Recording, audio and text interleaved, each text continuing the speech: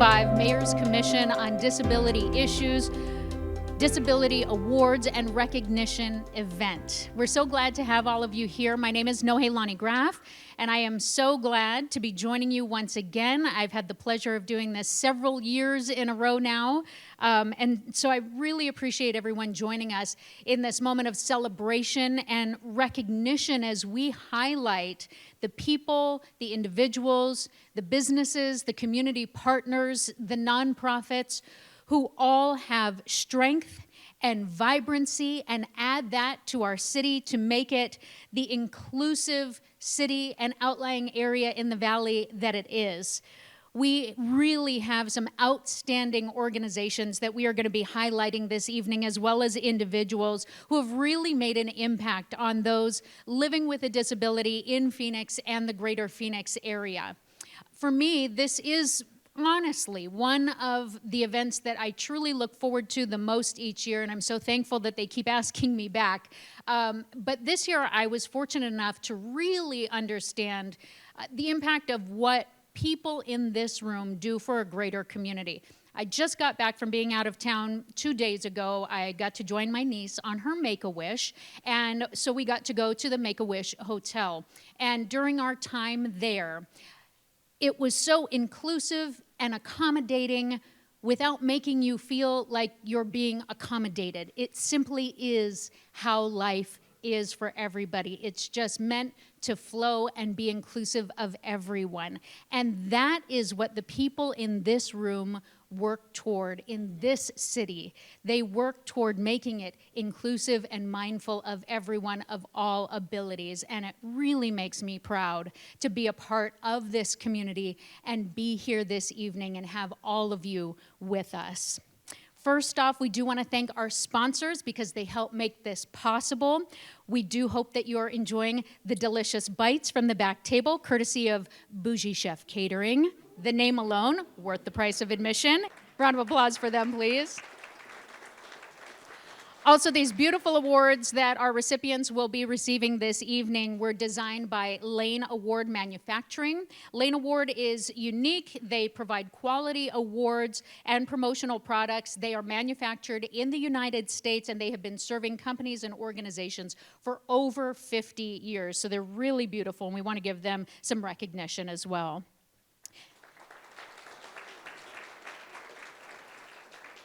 And then we have an incredible list from the City of Phoenix, their departments that have partnered for this event, and that includes, of course, the Office of the Mayor, Communications Office, Phoenix TV 11, Street Transportation, Aviation, Budget and Research, City of Phoenix Library Department, and the Burton Barr Central Library, of course, for hosting us, Water Services, and the Equal Opportunity Department for hosting this special event this evening. We really appreciate all of you for your continued support to make this evening possible. A round of applause for all of them.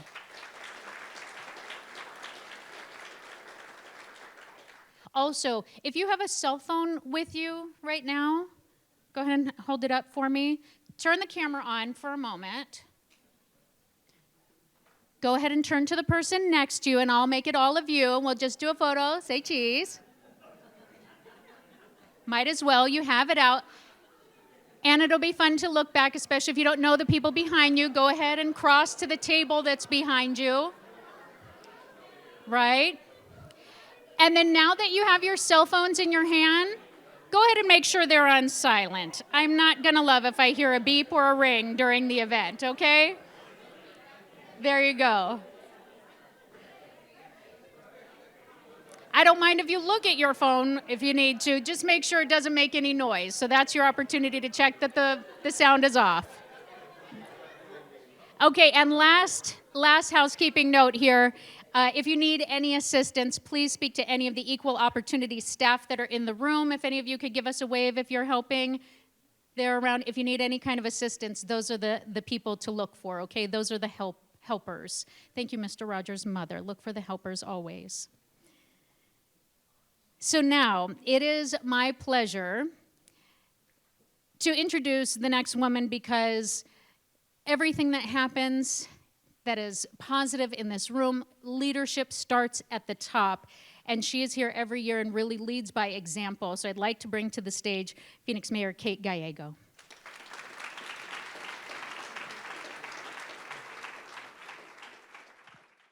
Thank you, Nohelani. You have been such an amazing partner, and I think she's a real personal passion for the work we do and the people we recognize here, so we are grateful that year in and year out that you lend your incredible talents to us.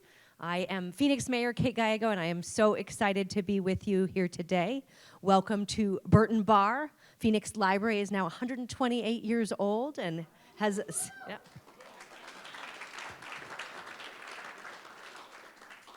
Our city and city library system has witnessed so many changes and so many incredible milestones. We will recognize some of those milestones today, but we're proud to be a city that had the first barrier-free park in the country and so many other milestones. I am thrilled to be joined by so many city leaders here today. We're joined by Councilwoman Keisha Hodge-Washington.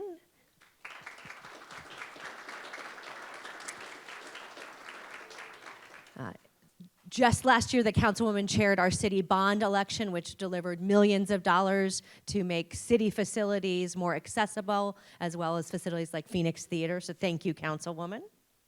And then we are joined by the who's who of the city of Phoenix, including our city manager, Jeff Barton, our assistant city manager, Lori Bays, deputy city managers, Dave Matthews and Alan Stevenson. And did anyone else not sit at the front table? No. But we have a who's who, including members of our judiciary, department heads, and more. And I think the fact that everyone is here shows what an important milestone this is and how much we value it. We are trying so very hard to lead in areas of accessibility. And I could not do it without incredible partners. Particularly want to thank the Mayor's Commission on Disability Issues and Chairwoman Nicole Anderson for your tireless advocacy and for your partnership in hosting this event.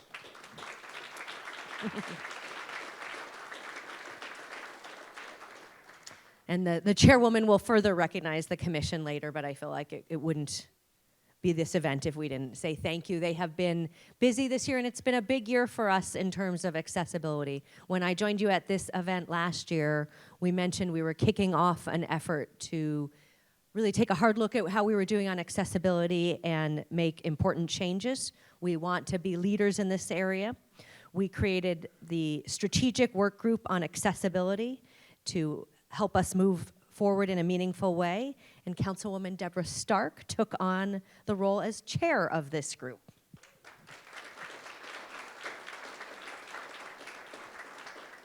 You're going to hear a lot about Councilwoman Stark today, but I wanted to make sure I added my thanks to her. Last year, she served as our city's vice mayor, and she could have picked any issue to focus on and to give her time to during her time as vice mayor of the entire city, and she chose accessibility.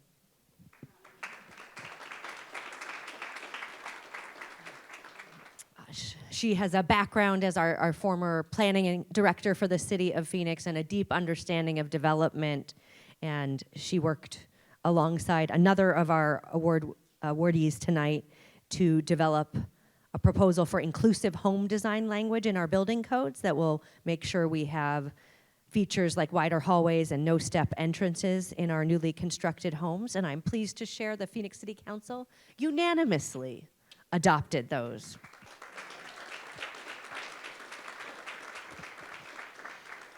And another of our awardees tonight, Darrel, was the first to bring this idea to us, so we are so pleased that for your leadership and that we were able to get that done. It really is a big deal. It means so many of our residents can live independently, age in place, feel safe at home. It means you can go to a friend's house and have a dignified bathroom for so many of our residents. So we hope that really says a house is more than four walls and a ceiling, that it's memories, possibilities, and that it shows our values. So thank you to our great leaders on this issue. This month at our city council, we heard from the task force, and you'll get to hear about their work throughout today.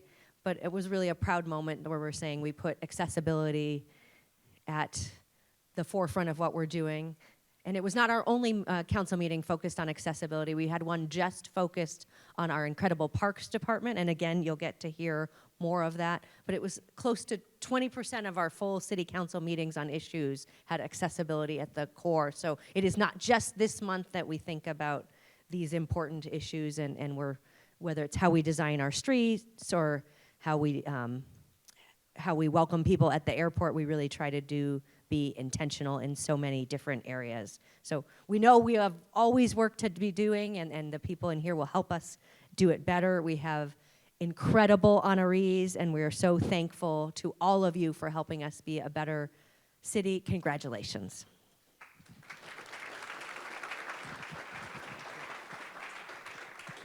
Another round of applause for Mayor Kate Gallego, please. And we really do, Mayor, appreciate your dedication and commitment to the commission as well. It really makes a difference for a lot of the people that you are going to see highlighted and recognized tonight to not face those barriers within the city. And now, Mayor Kate did mention, and so I would like to introduce you to the chair of the Mayor's Commission on Disability Issues. A little bit about her: she has been a member of the commission for over 8 years, chair for the past 4.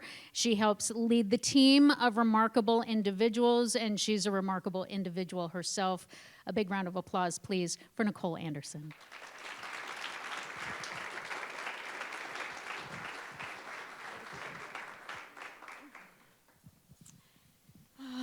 Good evening, everyone. My gosh, what a packed house. This is amazing. I was just telling Shana, who helps with the commission work at the EOD, that I think this might be the last time we're in this space. Not the library. We might have to get creative there, but we're at a capacity, and this is just an incredible sight to see. And for my years on the commission and sharing, this is by far the best D.A.R.E Awards event ever. So give yourselves a round of applause for that.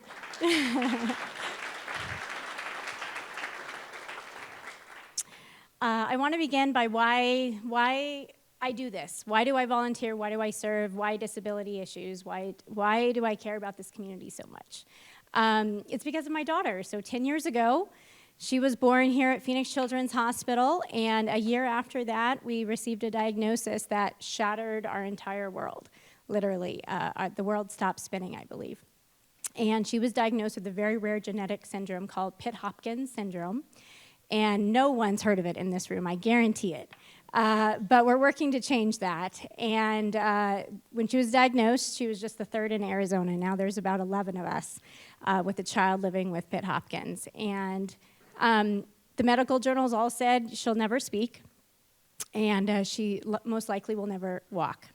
Well, we're working so hard to change that through so many incredible organizations and individuals here in the city of Phoenix that have helped her find her voice and have helped her learn to walk short distances. And every year that I do this speech, I can say another little inch stone that she's done because of the incredible organizations, including UCP of Central Arizona, which you'll hear about later, Foundation for Blind Children, which you'll also hear about later. There's so many organizations that have received D.A.R.E awards that we also have a personal connection to.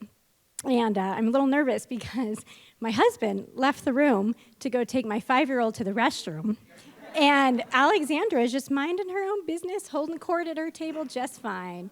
And that is an inch stone, as we call them in our world. So I'm excited. All right. So thank you, Mayor Gallego, for your amazing remarks and all of your support this last year. Truly, it has just been incredible to witness your passion for the work that we do, and also, of course, Councilwoman Stark for the work that you've done. You'll hear a lot of these same names throughout the evening, but this is the year that they've really made incredible work. So the MCDI is taking on exciting new beginnings, all thanks to Mayor Gallego and her bold vision for our community. So over the past 18 months, the Mayor's Strategic Work Group on Accessibility has completed a tremendous amount of work, as you heard, all to work towards ensuring Phoenix is the most accessible city in the nation. Now, I had the privilege of serving on that task force with some of my colleagues here in the room, and now that work is transitioning to the commission, the MCDI. This transition allows us to build on the initiatives that have already been set in motion ensuring that momentum continues and that meaningful progress continues to impact the lives of all individuals living in Phoenix with a disability or not. Moving forward, a key focus of the MCDI will be strengthening that interdepartmental communication between, or collaboration, I should say, between the city and bringing together expertise and resources across all departments, residents, and partners to better serve our disability community. Our commitment is also to maintain Phoenix's position as a national leader in accessibility innovation and truly setting the standard for inclusive practices and creating a city where all residents and visitors can thrive. The work of the MCDI is more than policy. It's about creating a city where every person, regardless of ability, has the opportunity to thrive. For myself and so many of us serving, this mission is deeply personal.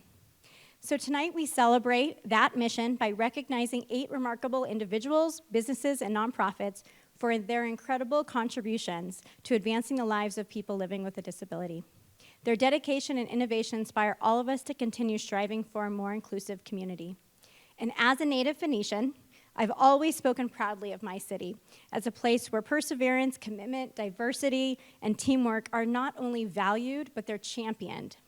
Through the work of the MCDI and our council members, thank you all for being here, we work forward to ensuring that Phoenix continues to be diverse, inclusive, and accessible.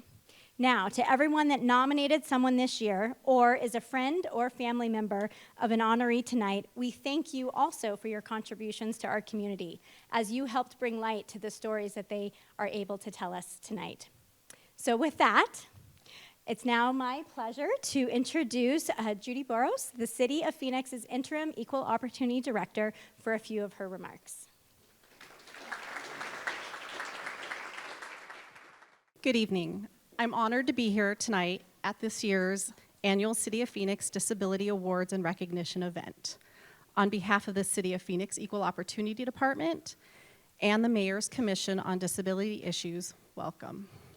Tonight, as we commemorate the progress we have made as a city, we are here to deliver on a promise to preserve the freedom of individuals with disabilities and to continue to strive for equal access so they can live the quality of life they deserve.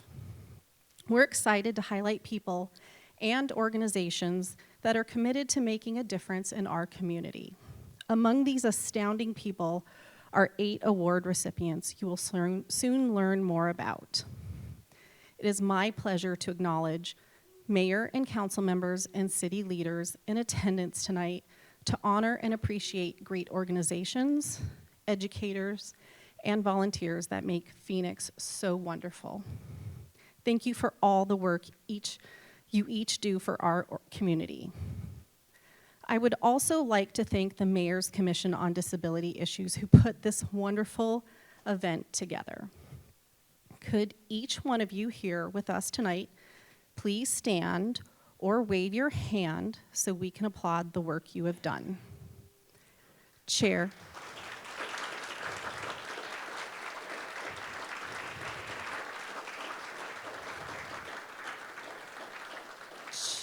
Chair Nicole Anderson, Vice Chair Megan Kramer, Mike Axelrod, Carrie Collins-Fidel, James Deibler, Asma Isak, Stella Kowalczyk, Jordan Moon, Jason Sneed, David Steinmetz, Damir Terzanovich, Melanie Zender.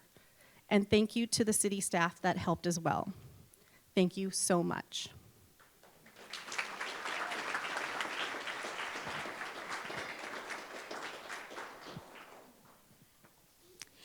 Another round of applause for Judy and Nicole leading this organization and this evening.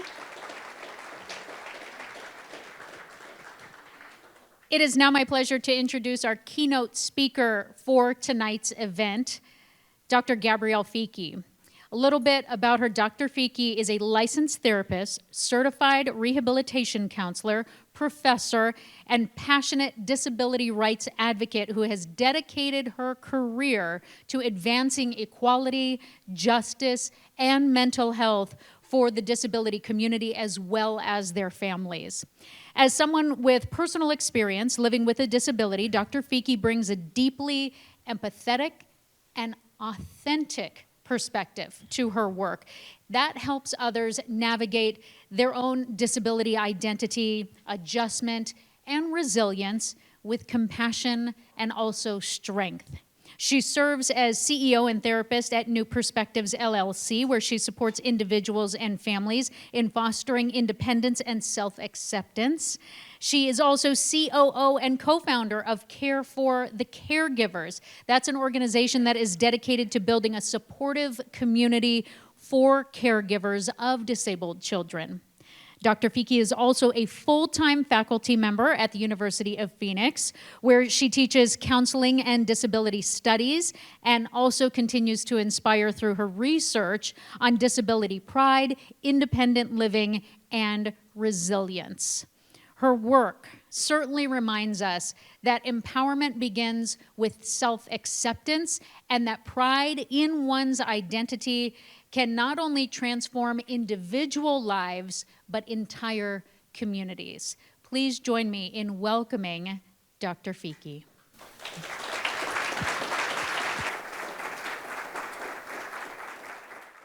Hello, everybody. Can we hear me okay?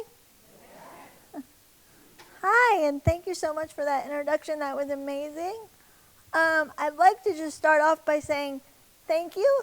Thank you first and foremost to the mayor and to the commission for having me here today. It's so wonderful to be in this room, surrounded by so many community leaders and advocates who are all working towards our overall mission of disability equality.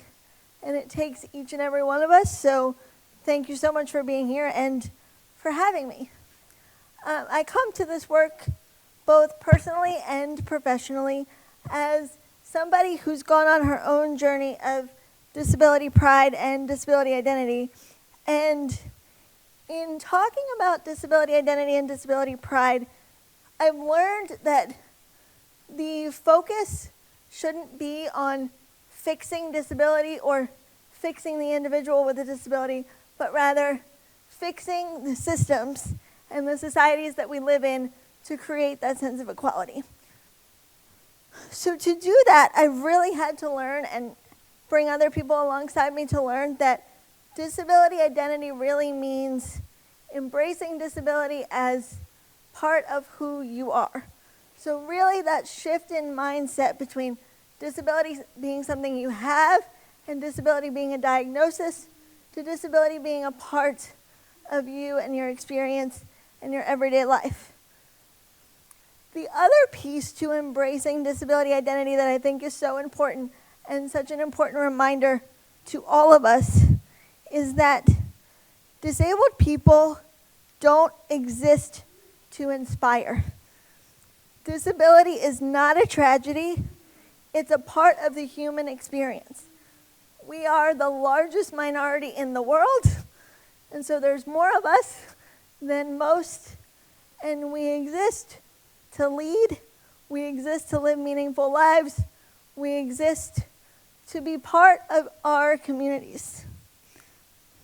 We exist for that understanding and that respect and to embrace disability as part of what makes not only us whole, but also makes our communities whole. And that's where true empowerment really comes from. I don't think you can talk about disability pride and disability identity without talking about empowerment within your community.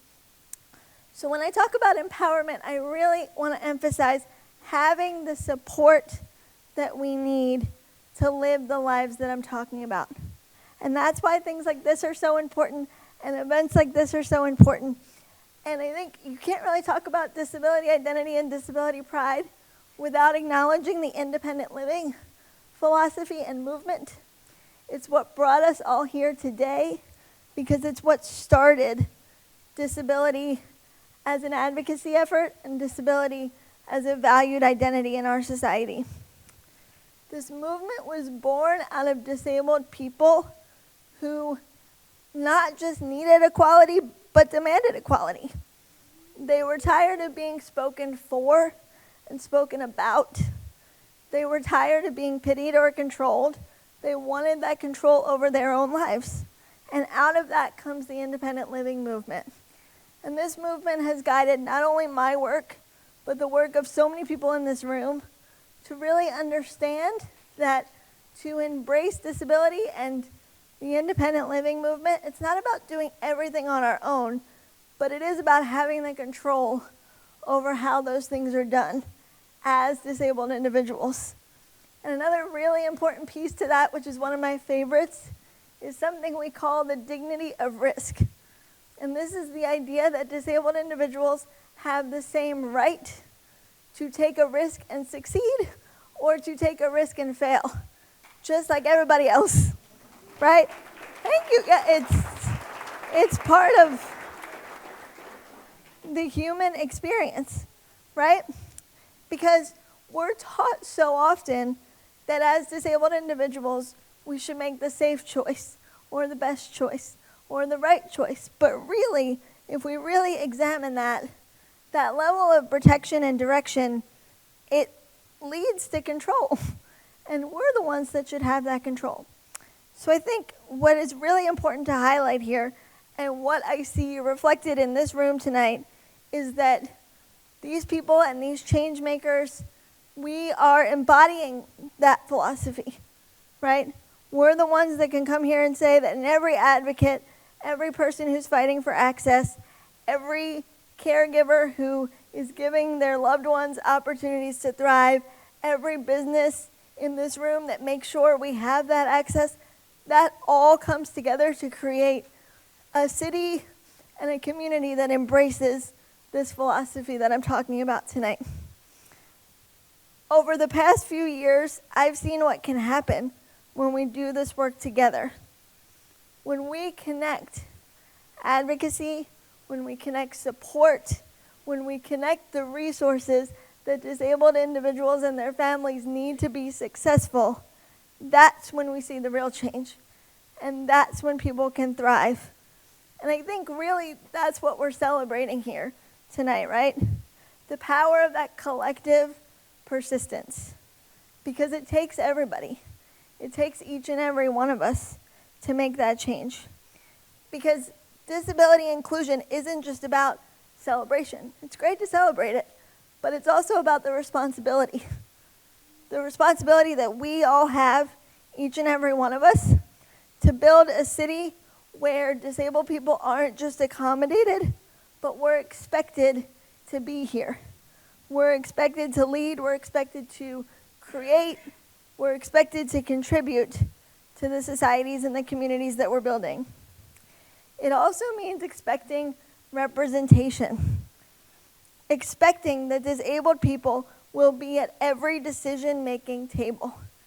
And not just as your guests, but as people that are your equals. Because when you're making decisions about this community, it's so important to see them as your equal.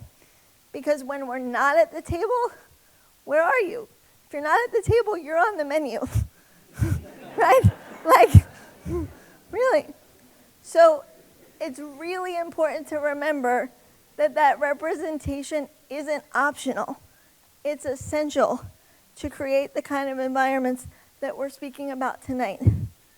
And Phoenix really has the opportunity and has had the opportunity and responsibility to model what it means to go beyond just that access and really look at building a community where we truly belong. Because when we remove barriers, we're not just helping disabled people be more independent, we're strengthening the entire community. So to everybody here tonight, I want to say that your advocacy, your creativity, and your commitment are really coming through to create the kind of community here in Phoenix that does that. So every time you choose equality, you're proving that you see disabled people as your equals. And to any of my fellow disabled people in the room here tonight, I just want to say that your existence, your expertise, your experience, and your leadership are all really powerful.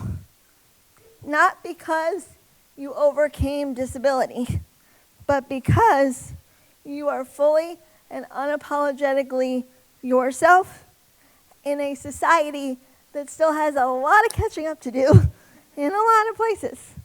So tonight, let's honor the progress we've made, but also share the responsibility to keep pushing forward, to keep making space for the next generation of disabled leaders and thinkers, not for the recognition like this or for what this looks like, but so we can create a community that understands and values what we have to offer. And I feel really lucky to be surrounded by people and live in a community that can embrace those principles right alongside me. Because the truth is, we're not here to just inspire, we're here to transform and to make disability equal in every part of the communities that we live in. So thank you.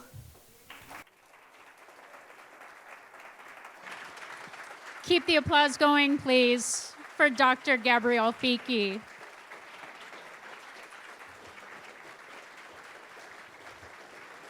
That was powerful, empowering, and I think we're going to just, Dr. Fiki, we're going to ask your permission now to use that analogy. I know some people are going to use it. Not at the table means you're on the menu. I know that. Go for it. That one's going to get some yardage. Everybody liked that one, right? Before we proceed with our awards recognition, we would like to recognize all of the nominees for tonight's event. I know that selecting winners was not an easy task because when anyone is nominated, it means that they are making change, improving lives in our community, and so we certainly do want to recognize all of the work that went into getting your nomination and bringing you into the conversation here and into the room and having that positive impact on the city of Phoenix this year. Also, we know that we are here tonight to honor community members for their advocacy efforts and to recognize businesses and organizations for their commitment to our disability community and accessibility initiatives. And so I do want to just give you an order of how this will go, just so you know what to do. I'm going to bring up the chair in a moment, Nicole Anderson, once again, to help back me up on the stage, and she's also going to help present these awards as well. What we will do is we will announce the winner. We're going to watch a short video about the work that's being done, and then we will welcome those winners to the stage to accept their awards so that you know what to expect. We want to start this evening with our Outstanding Nonprofit Award, which recognizes a nonprofit or government agency that maintains and implements opportunities for full inclusion in their mission and their daily organizational activities. This year's Outstanding Nonprofit Award goes to First Place AZ. First Place AZ is advancing innovative residential and community options for adults with autism and/or intellectual developmental disabilities. First Place Phoenix, the nonprofit's flagship property, is an 81,000 square foot apartment community right in the heart of Phoenix.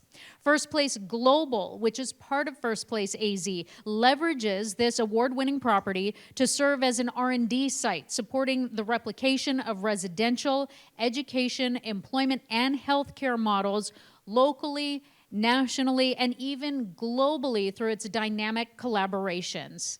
So now we'll learn a little bit more about First Place AZ. I'm Denise Resnick, founder, president, and CEO of First Place AZ, and the co-founder of the Southwest Autism Research and Resource Center. Most importantly, I'm the mother of a 34-year-old son with autism who lives here at First Place Phoenix. First Place is a community and residential developer, and we are focused in 4 specific areas: housing, education, employment, and healthcare. And we know very importantly that health begins at home. People don't live in 4 walls, they live in their community, which is why it's been so critical for us to develop this community, and we have over the past few decades. We've developed this community into what PBS NewsHour acknowledges as the most autism-friendly city in the world. Our motto is to ensure that housing options, employment opportunities, service accessibility are as bountiful for adults with autism or other intellectual developmental disabilities as they are for everyone else. 12 years ago, when I was only just a behavior therapist, not involved in public policy work or even at First Place, I couldn't have dreamt of something like First Place existing. And now I'm here to experience it, the power that it has and the impact that it shares with the individuals that live here. But it's not just the stories and the experiences that are shared and held here at First Place. It's the way that we amplify their lives and make sure that options like First Place are bountiful across the country and around the globe. It's thrilling to be receiving this award, particularly at this moment, where the City of Phoenix and the leadership of Mayor Gallego have focused very specifically on accessibility, not just for people with autism, but the 1 in 3 people in their lifetimes who will be living with a disability. That's a space that we want to be, and that is why we are so humbled by this honor. Please help me in congratulating First Place AZ for winning the 2025 MCDI Outstanding Nonprofit Award. And accepting this award is the founder and CEO, Denise Resnick. Up next, we have the Outstanding Business Award, which recognizes a proprietary for-profit business that offers full accessibility of services and products to customers, including individuals with disabilities, and has made outstanding achievements in improving the status of people with disabilities.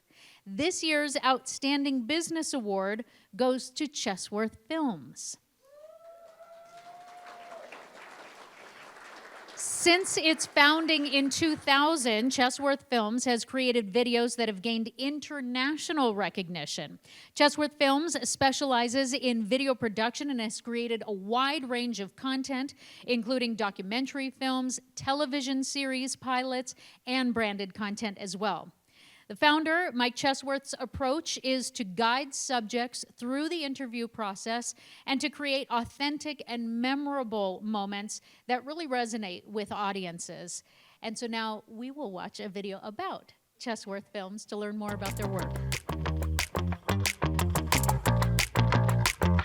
My job is literally smoke and mirrors. Like, it's making people look better, shining a spotlight on different aspects, highlighting what is good, what works.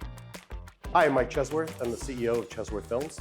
It's an incredible honor. It's a surprise, and it's an honor, and it's exciting because to be in the same room, to be thought of some of these other organizations is impressive. I have done this for more years than I admit, since before the year 2000. I work all over the world. I've done Super Bowl commercials. I've done videos for the city of Phoenix, Scottsdale, Singapore, London. The commonality for me is I try to always shine a spotlight and make people look their best. And I'm just waiting for somebody to accidentally say something brilliant, and then I cut all those together into something that kind of highlights what their organization is doing. One nonprofit came to me and they had sticks and leaves as their budget. And they had such no money that they would bring me food while I was editing, because I was like, this is literally how I eat. I made them their first fundraising videos. The thing that fuels my passion is the incredible help this can be to the right organization at the right time. Sometimes there'll be a nonprofit, a brand that is well established, well known, and so the influence that I can make is negligible. But sometimes it's something that nobody's ever heard of. And in just 1 or 2 creative pieces that I can make, when done in the right way, you can shine it at something deserving and it can just blossom way beyond you. It's humbling, it's surprising. I think it's incredible to win this because I made these videos for so many other people. And I made them and I watched these people and these businesses become the who's who and the great players in the Valley. Everybody's got a power. Everybody's got something that they do that they're good at. But to be able to use your talents in the service of other people to make them look good, if more people did that, it creates kind of a synergy. I would inspire people also to look for what's right. Just be kind to critters, to plants, to your neighbor. Just get in this, how can I be in the service? Who can I help? Give a round of applause and let's welcome to the stage CHESWORTH Films, the winner of our 2025 MCDI Outstanding Business Award. and the award-nominated filmmaker and founder, Mr. Mike CHESWORTH himself. Congratulations. Everybody make sure you get a card from him also tonight, because a beautiful video can get eyes on you globally around the world. It can make all the difference in your reach, so congratulations. Up next, we have the Community Service Award, and this award recognizes an individual or an organization that has made a significant contribution by providing or even improving personal and community support for individuals with a disability, including but not limited to providing independence through more choice, information, control, advocacy efforts, or improving the social participation of all people. This year's Community Service Award goes to Darrel Christenson.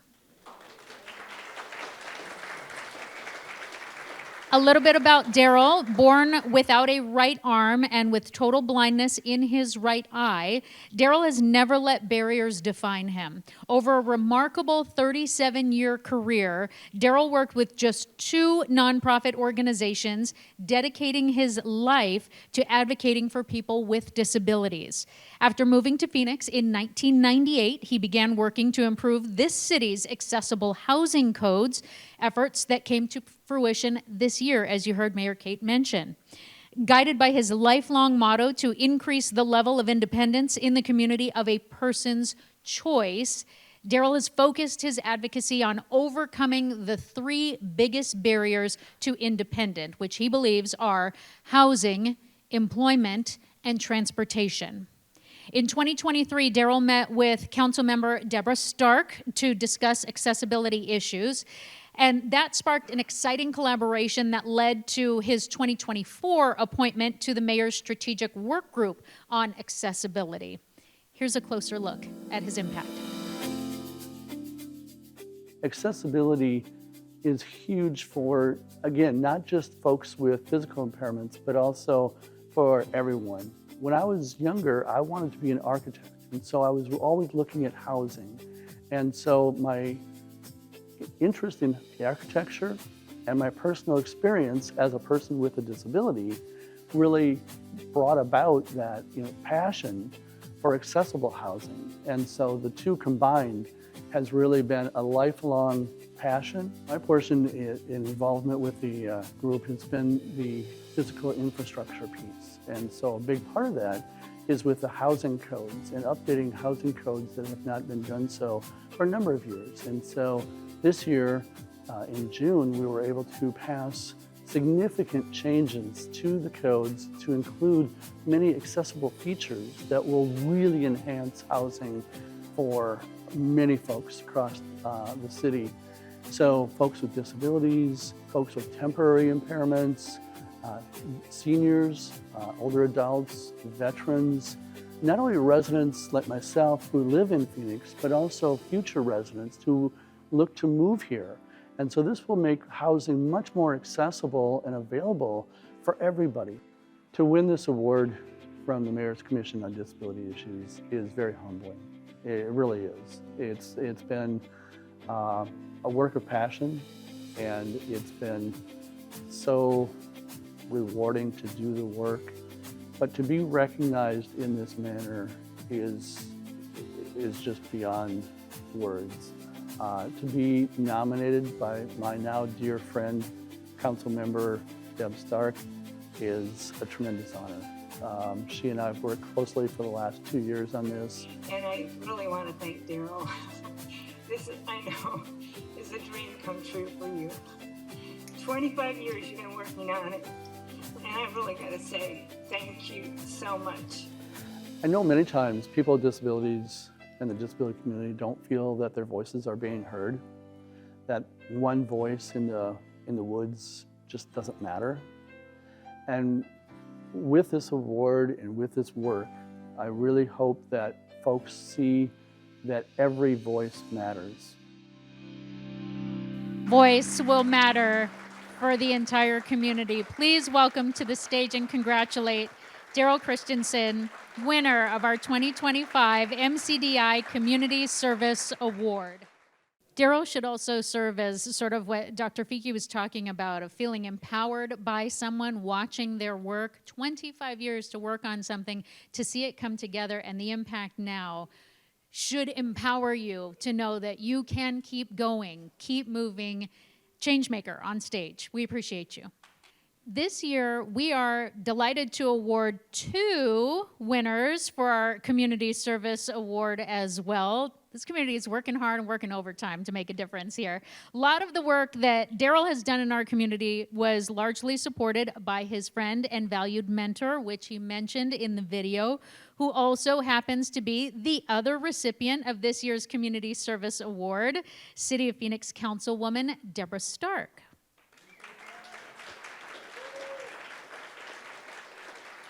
Councilmember Stark proudly represents District 3 on the Phoenix City Council. She has dedicated her entire career to public service with decades of experience shaping the future of our city and our region through thoughtful planning and also leadership.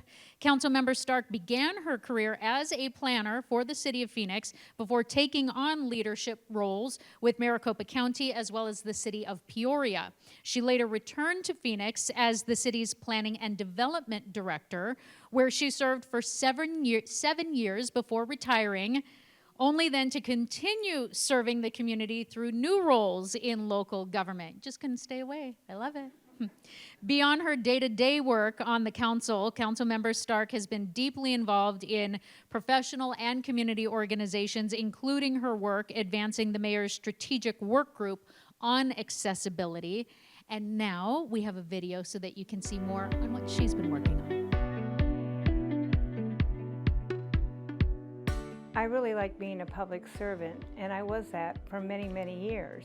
And so when I ran for city council, I found that was just an extension of what I had done while I served as a public servant. It's a little different being on this side from being city staff, but I love it because I can help develop policy. And I've been involved in some really critical policy issues, and one of them happens to be making the city of Phoenix the most accessible city in the United States. And I'm proud to say that we're going that way. We will become the most accessible city in the United States. Well, I hope the few measures that we've taken will really be the start of making sure that we respect everybody. It doesn't matter where they come from, what kind of disability they may have, but we need to respect that they are just another human being trying to get along in the world. And so I hope what we have done is a path forward. I think the most rewarding aspect is when someone comes up and says thank you. There's nothing like those 2 words, thank you. It just makes my heart melt. I appreciate it because I know I'm doing the right thing in helping them. I'm a little flattered about winning this award, but more than anything, I'm kind of surprised because I kind of thought that was my job, right? As a councilwoman, I'm supposed to move policy forward, and this is an important policy, not just to me, but the mayor and the rest of the council. And so it is with great honor that I get this award. And I gotta tell you, I'm gonna treasure it forever. For me, one of the nicest things about winning this award is sharing it with Darrel. He has committed his entire life to the cause of helping people. And I gotta tell you, it just makes me warm inside knowing that we're sharing this award. So if you will share the stage as he did, and let's congratulate Councilwoman Debra Stark for also winning our 2025 MCDI Community Service Award. And you can see why we needed 2 this year. There had to be 2. It just goes hand in hand. Up next, we have the Outstanding Educator Award. This honor is given to a teacher, school staff, or support person as well who has provided exceptional education, service, and support opportunities to individuals with disabilities.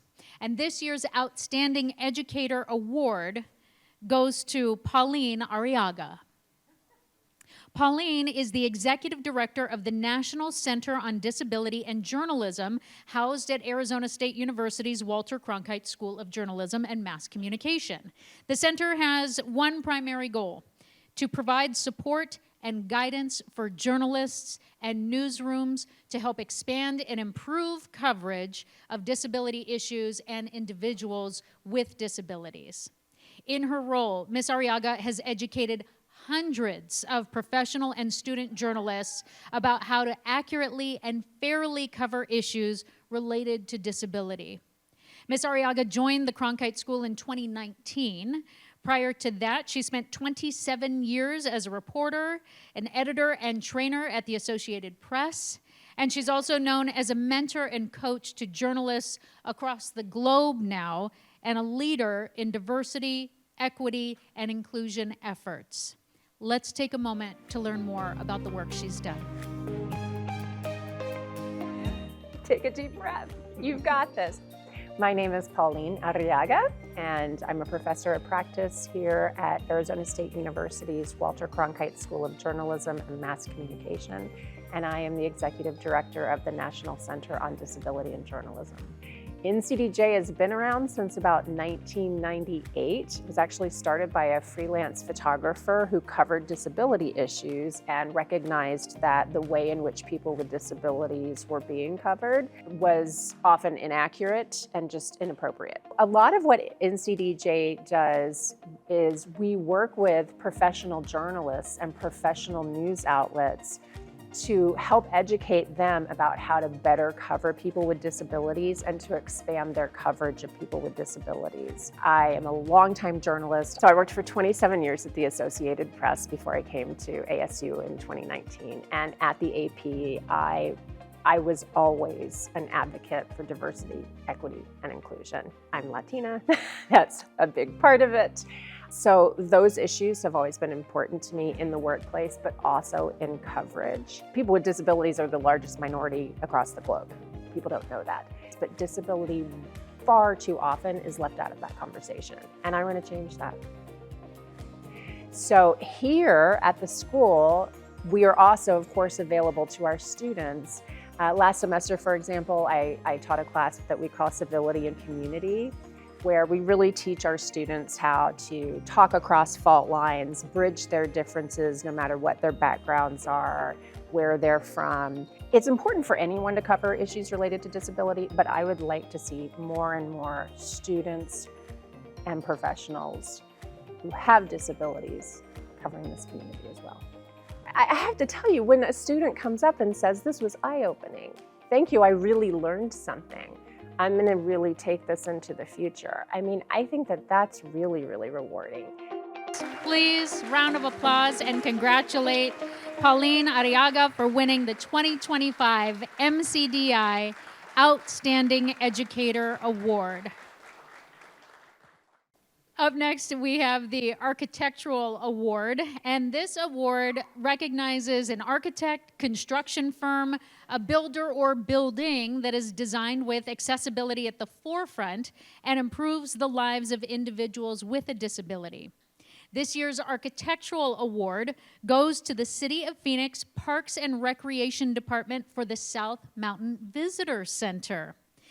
This is a newly renovated South Mountain Visitor Center and Conference Center.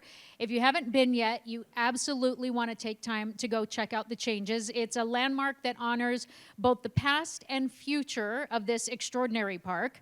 Originally opened in 1998, the Visitor Center underwent an extensive renovation just last year in 2024 to commemorate 100 years of city stewardship of South Mountain Park and Preserve, and also to usher in a new era of accessibility, education, and innovation. The updates include fully accessible facilities across the visitor center, as well as the conference center, the outdoor spaces featuring automatic doors, accessible restrooms, and improved pathways connecting the buildings, the courtyard, as well as accessible and interactive exhibits. Through those renovations, the City of Phoenix Parks and Recreation Department reaffirmed its commitment to making our mountain preserves welcoming and accessible to everyone. If you haven't been, we're gonna let you cheat a little. get a look at what it looks like, but make sure you go in person too. Watch this. So we're here in the heart of South Mountain Park and Preserve at the South Mountain Visitor Center. We were really excited last year to unveil a renovation of the Visitor Center to make it more accessible for people of all abilities. It's a really big honor to be recognized for the efforts of a big team of people that got together to make sure that every person in the city of Phoenix can come and enjoy. We really strive to provide programming and partnerships and activities that people can use throughout the year, no matter what their limitations or ability levels might be. We're standing in the middle of a plaza. It's a new area outside of the Visitor Center that provides a level surface for people, again, of all abilities to be able to enjoy outdoor events. Before the renovations, it was uneven ground, and now it's a level surface that everybody can enjoy. We were also able to open up some wide doors to provide access from this plaza immediately into the conference center room. In the Visitor Center itself, you'll see a really great display of new multimedia devices and elements that include a large three-dimensional map. It's a topographic map of the whole of South Mountain Park and Preserve set at an elevation or a height that people in a wheelchair might be able to enjoy it and be able to see South Mountain Park from a bird's eye perspective. In early 2024, the City of Phoenix completely renovated the exhibits. We have accessible access throughout the whole exhibit area. We have a half-mile ADA accessible Judith Tunnel Trail. It's also adjoined to another half-mile of the Judith Tunnel Trail that's more of a challenge trail. It's not ADA compliant, but a lot of people still like to go out there and challenge themselves and make the loop a whole mile loop. The city leaders back in like 1924 and before that were thinking about preserving this. And so to me, we are charged with preserving this land, not only for the people that are here today, but for all of the future generations that come. Accessibility is at the heart of what we need to do. And we need to add to that number. We need to add accessible trails on the south side of the preserve, on the east end, on the west end. We need to expand the accessibility for all members of the community. I think we need to do a really good job of helping people explore the preserve and enjoy what belongs to the community. So please help congratulate the City of Phoenix Parks and Recreation Department for winning the 2025 MCDI Architectural Award. Coming up to the stage to accept the award is Justin Olsen, Park Manager, and also Saley Siebert. Finally, we come to our Lifetime Achievement Award, previously known as the Pride of Phoenix Award, and then renamed 6 years ago to honor its inaugural recipient, retired City of Phoenix Police Detective Walter Olsen. This year marks another special milestone as well, because for the first time ever, we are also recognizing 2 outstanding individuals as co-recipients of the Detective Walter Olsen Lifetime Achievement Award. And so, of course, it's only fitting that we bring the namesake himself to the stage to present those awards. Please welcome Detective Walter Olsen.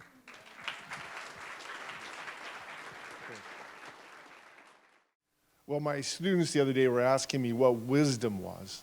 And I was trying to define wisdom, and I was thinking that wisdom as we get older is we recognize that we don't know as much as we think we know. But the other part of wisdom is getting to appreciate things more. And so maybe the beauty in the world and stuff. But the other thing I think I became more astute to and understanding as I got older was appreciating the folks that go out every day, the small number of people that make a huge difference in their worlds. And there is a small number of people, like the folks that we're honoring here today, that make the world a better place. And I think that's what's special about being here today. But I think as I get older, it's appreciating those amazing human beings that get up every day, and wherever they go, they work really hard to make it better. The room that they go into, they appreciate people, they express gratitude. And so I guess my definition of wisdom to my students was, I've learned to appreciate those amazing human beings in the world that make this a better place. And so I'm going to read the script that they were so kind to give me, and thank you so very much.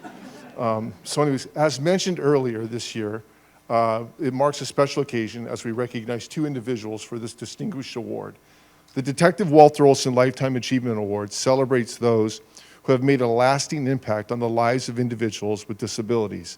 It honors an individual, a group, or an organization that has demonstrated an enduring commitment to advancing accessibility, inclusion, and the full participation of all people in our community. Guests, it's my honor to announce one of our 2025 Detective Walter Olsen Lifetime Achievement Awards, Miss Gina Libko.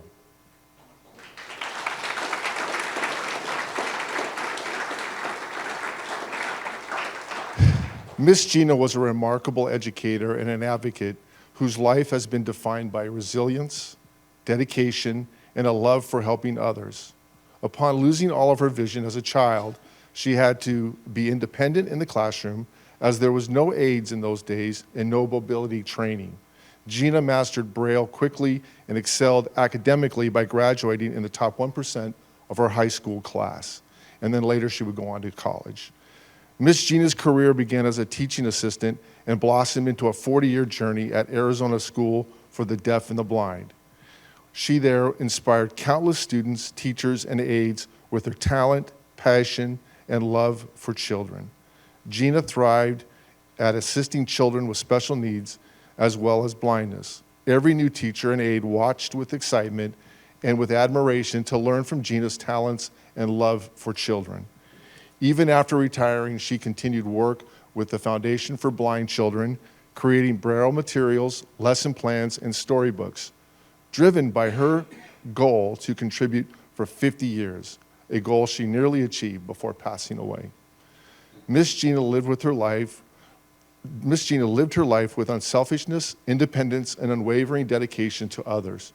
She raised her family, supported her grandchildren, and championed the independence and potential of people who are visually impaired. Her legacy is one of courage, service, and living life to the fullest. Let's take a moment to watch an amazing clip about Miss Gina and her incredible life. Gina started at 18, and she worked as a teaching assistant in the preschool program. She retires from that and goes back to the foundation as an employee in the media center. And she also would do what was called story time. Story time is literacy, so that allows kids to be able to have a story box with actual objects. And in her great voice and her humor, she would weave a story that engaged the kids. When you think about legacy, you really think about how many students there and at the Foundation for Blind Children did she impact. Something she taught everybody was to step up. Step out, step up. Be there for the kids, the families, your life's work, wherever you're at. People would see her as a typical person who was a mother that loved her kids and her grandkids, somebody that loved her work, and somebody that was proud to say that she herself was independent and doing as much as she could. What she did, how she did it, and her capacity of being blind was just admired by everybody. We always looked at her as a calming figure, and she just loved life. From day one, she was an assistant teacher, and she loved going to work. She loved the kids. No matter how difficult that child was, it was always somebody who she could relate to and be able to calm. She could walk into a room of 100 screaming kids and have them all quiet within 15 minutes. Everybody at school knew her and loved her. She just loved life. She never talked bad about anybody. She saw the good in everybody. And it doesn't matter who you were, what disabilities you had, or who wronged her, she still loved you.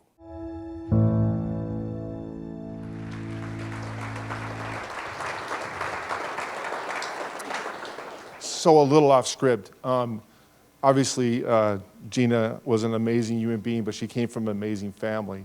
The gentleman that's going to walk up here and accept this award posthumously for his sister is a gentleman that I've had the honor and the privilege of working with for many years. He was a Phoenix Police motorcycle police officer. We worked together as motors. He was also a fatal crash detective with me as well. He's an honorable man. His brother's here as well. So obviously Gina and her family are incredible people that have given a life of service. So if Gary could come up and accept the award for his sister.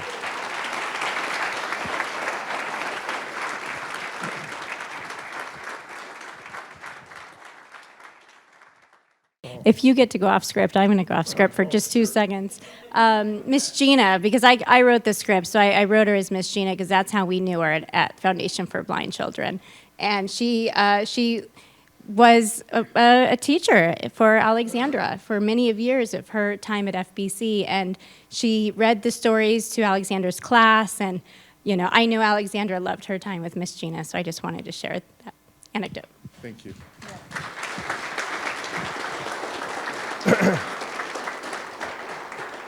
My earlier comments about the folks that make a difference in the world every day, that have a huge impact on folks, I want to acknowledge the Mayor's Commission on Disabilities Issues, the volunteers, the time that they spend to make this a better place to live. I am certainly grateful for.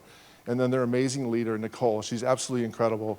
And then all the other folks that are being honored here again tonight, it's such a privilege to be in the room with so many amazing people. But to the commission and to Nicole, thank you very much. I'm excited about this one as well. So it's my honor to announce our next 2025 Detective Walter Olsen Lifetime Achievement Award. And her name is Miss Valerie Pieraccini. Was it close? Pieraccini. God bless her. So thank you. Miss Pieraccini is a distinguished healthcare, Pieraccini. God bless you, Pieraccini. And you told me, and you were so nice about it. Miss Pieraccini. I give my students nicknames at school. I'm so bad with names. Even my wife and kids wear name tags at home. I'm so awful with names. Pieraccini. Is a distinct. I'm just going to call you Valerie. God bless you. Valerie is a distinguished healthcare leader with over 30 years of experience as a pediatric occupational therapist. Valerie has dedicated her career to advancing evidence-based care for individuals with cerebral palsy and translating research into meaningful clinical practices. As Vice President of the Clinical Strategy and Public Affairs, and formerly the Vice President of Clinical Operations and Innovations at UCP of Central Arizona, Valerie has led life-changing initiatives that enhance care for children with motor disorders.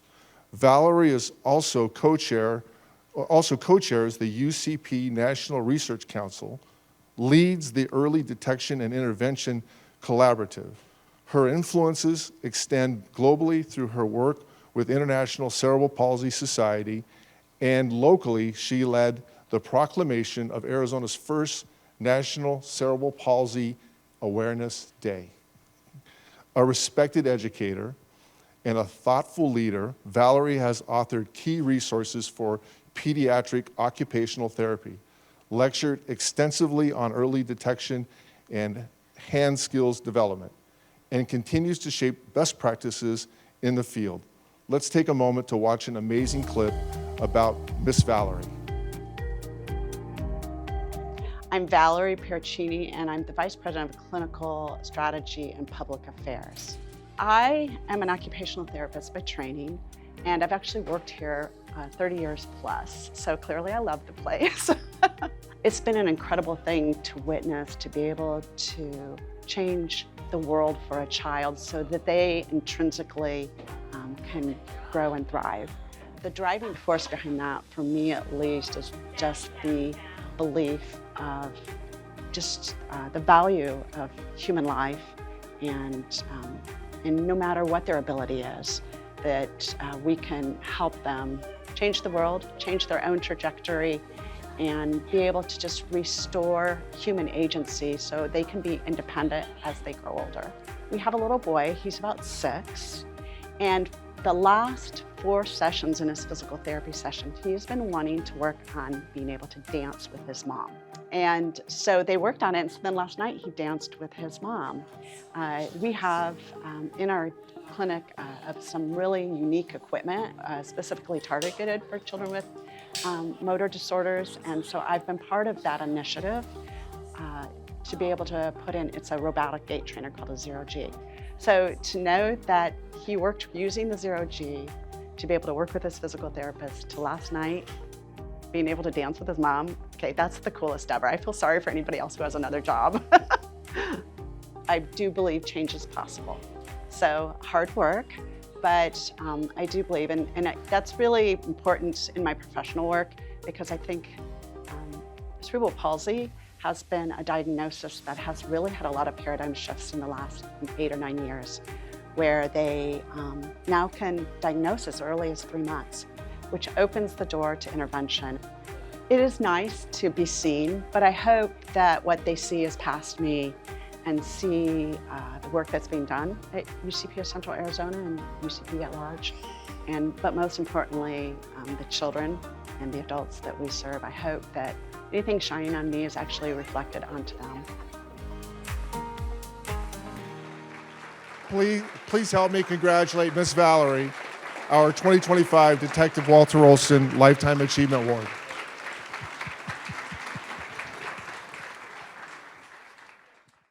Two beautiful stories of our Lifetime Achievement Award recipients this evening.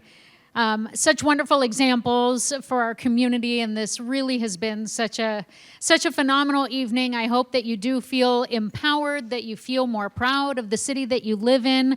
We've recognized people doing really big things and making really big changes, but as Detective Olsen mentioned, you don't have to set out to change the world, but you can always do something to improve your corner of it. Start there.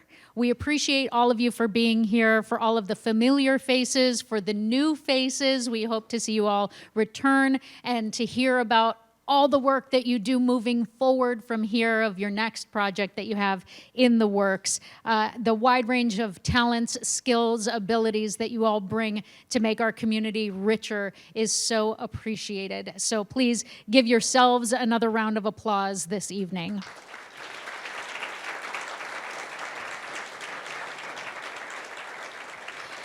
I'll also ask, if you will, to thank a round of applause for the staff, for the caterers, the hands behind the scenes that you don't see that will pick up and clean up after everybody. Let's please give them some thanks and recognition as well.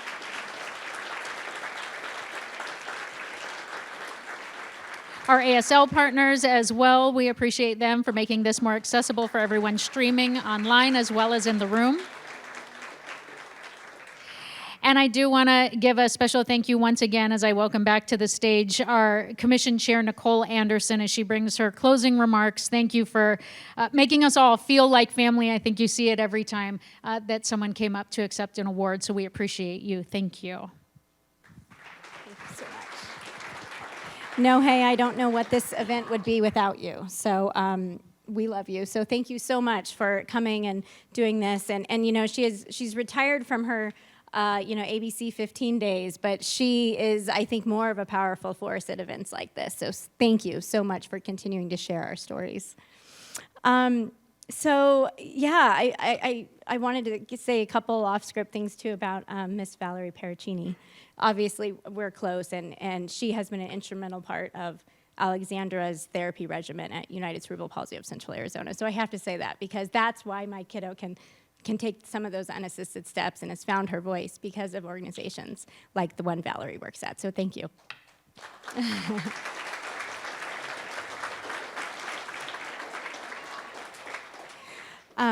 So on behalf of the Mayor's Commission on Disability Issues, I'd like to again thank Mayor Gallego and all the City of Phoenix officials for being here tonight.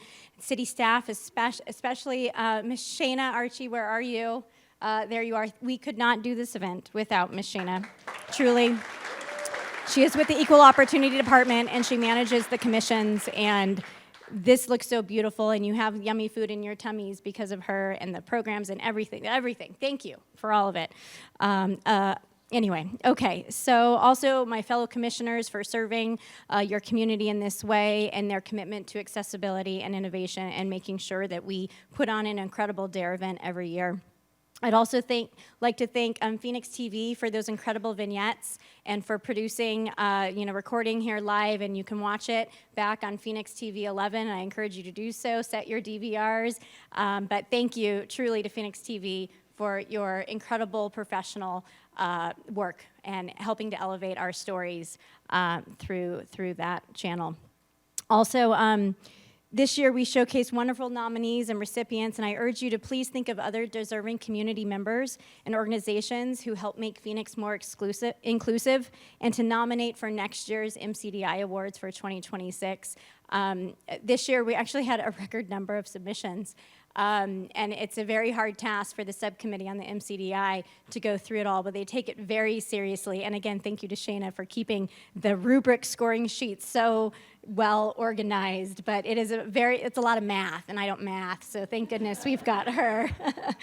But please do continue to nominate your peers and friends.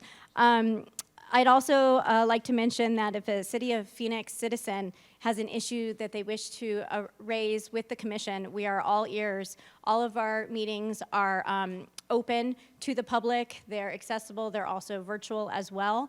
And you can always do a call to the public session on any of our meetings, and those are posted on the City of Phoenix website.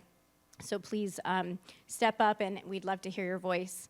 Also, we look forward to meeting others who share our interest in disability concerns to make Phoenix a barrier-free city for all its residents, and the work that we'll continue to do through the Strategic Workforce Task Group that we worked on this last year. And this year, we have an exciting little closing moment, thanks to Denise Resnick and the team at First Place, Arizona. So if you can bear with us for a couple more minutes, I'd like to leave you with a brief video that they produced titled For You and Me, that features many in our community as well as our mayor. So once this is over, the event is over. So thank you.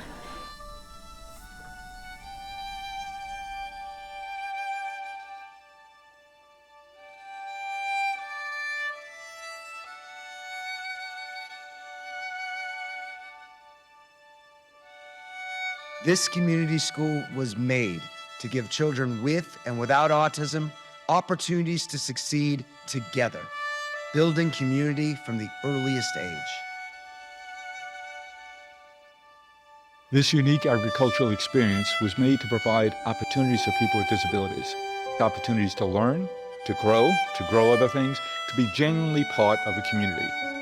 This Center for Autism and Innovation was made for people with neurodiversities to join the science community and help us find solutions to the world's greatest challenges. This program was made to empower young people on the autism spectrum to get the skills they need to be successful. This business was made to provide gainful employment for people with autism and other neurodivergencies so they can believe in their potential and be part of a positive community that helped them reach that potential. This supportive housing community in the heart of the urban area was made to provide adults with autism and intellectual and developmental disabilities a home where they could live more independently and flourish. This fitness center was made so that people of all ages and abilities can realize their true potential and enjoy greater independence. This inclusive summer camp was made so young people of all abilities and ambitions can learn about the joy of musical theater, discover their skills, and express themselves with confidence. This city, known as the most autism-friendly city, was made so that people can access the opportunities, the facilities, and the services they need to live their best lives. This farm was made this awesome apartment I can call my own home. This amazing volunteer program. This Piscataway Bakery. Steve. This song was made for you and me.